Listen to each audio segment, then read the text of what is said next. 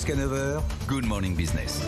Et on va ouvrir une page sur le nucléaire à 7h46 sur BFM Business et sur RMC Découverte avec notre expert. Enfin, notre expert, vous n'êtes pas à nous, Nicolas, mais vous venez souvent. Nicolas Goldberg, expert de l'énergie chez Columbus Consulting et chez Terra Nova. On a deux bonnes nouvelles ce matin. On a Ariane 6 qui a décollé hier et puis Flamanville.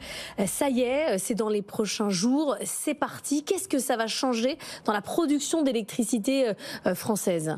Flamanville, ça va produire beaucoup d'électricité d'un coup. Alors, il faudra voir ce que ça donne dans les 6 premiers mois. Parce que vous savez, un réacteur nucléaire, quand on le met en service, c'est généralement là que vous avez quelques arrêts intempestifs parce qu'il y a quelques ouvrages qu'il faut changer. Il faut le temps que les équipes se rodent. Donc, je vous prédis que dans les 6 prochains mois, la presse va faire ses choux gras de chaque arrêt qu'on aura sur Flamanville. Mais ça va finir par marcher.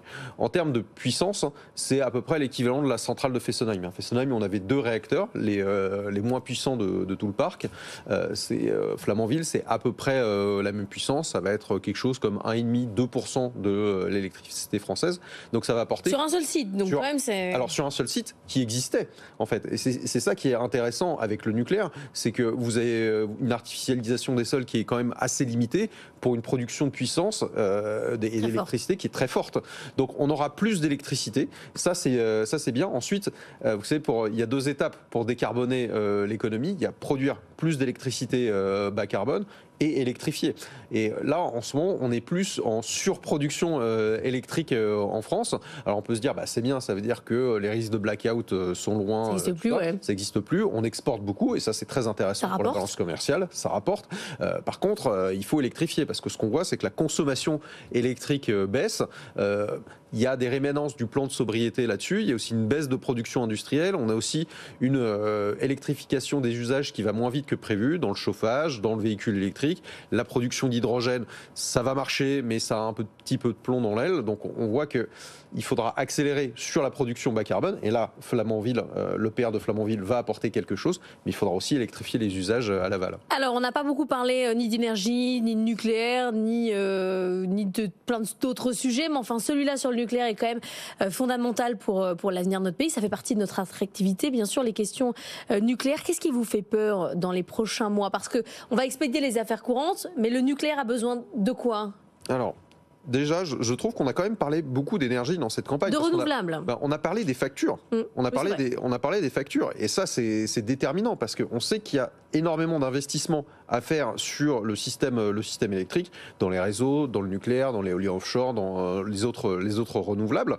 Et la question, c'est comment est-ce qu'on finance ? Et si on fait tout reposer sur le consommateur, à la fin, ça ne va pas marcher. Parce que le consommateur, il va dire, moi, je veux bien décarboner tout ça, mais si j'ai plus de quoi payer la facture à la fin du mois, ça ne va pas fonctionner. Et c'est une question de compétitivité également, puisque quand on vient de dire qu'il va falloir électrifier les usages, les industriels, ils vous disent, moi, je veux bien changer mon four à gaz pour une pompe à chaleur industrielle ou pour un four électrique, mais je veux un prix compétitif, d'autant plus quand je suis un producteur d'aluminium et que l'électricité, c'est 50 à 70% de mes coûts.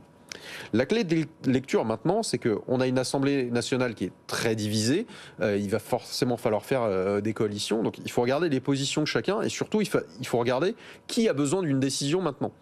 Le parc existant, le grand carénage, les prolongations, il n'y a pas besoin de décision. Ça continue tout seul. Donc ça va continuer. Le nouveau nucléaire, c'est là où il y a un sujet, parce que de toute façon, EDF n'est pas prêt là maintenant, donc ils doivent continuer sur les études de design. Et Boris Vallaud a bien dit aux rencontres du MEDEF qu'il n'était pas question d'arrêter les réflexions. Donc ça, c'est plutôt un bon signe pour la filière nucléaire. Mais pour construire, on a besoin d'une décision et on a besoin d'un plan de financement. Et il faut avancer là-dessus. Parce que ça se vote. Ça se vote, mais surtout ça se négocie. Parce que de quoi a besoin le nouveau nucléaire pour se déployer ?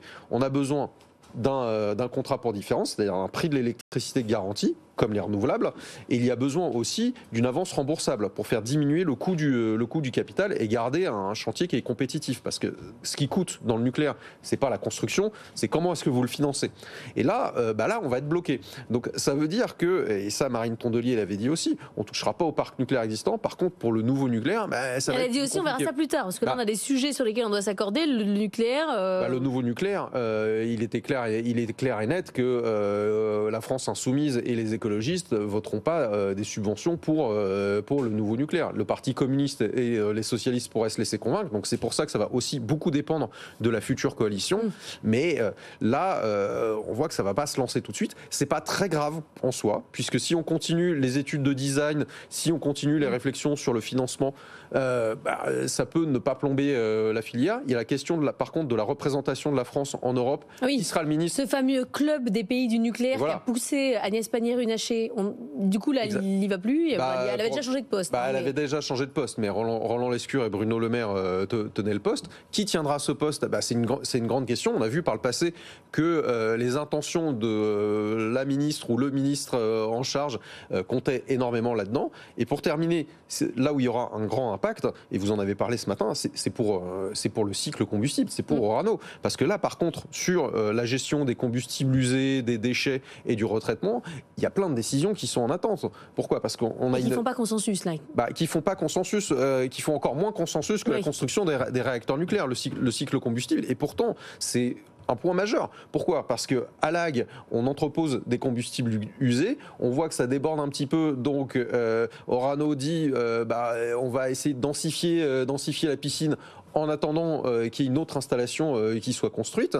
Il y a beaucoup de sujets autour du retraitement du combustible. Est-ce qu'on augmente le retraitement du combustible pour être plus indépendant des importations étrangères? Est-ce qu'on se rend plus indépendant sur le retraitement de l'uranium de retraitement qui actuellement est envoyé en Russie pour être renvoyé chez nous? Là, on a besoin de décisions et on a besoin d'investissements publics et c'est surtout ça qui est bloqué.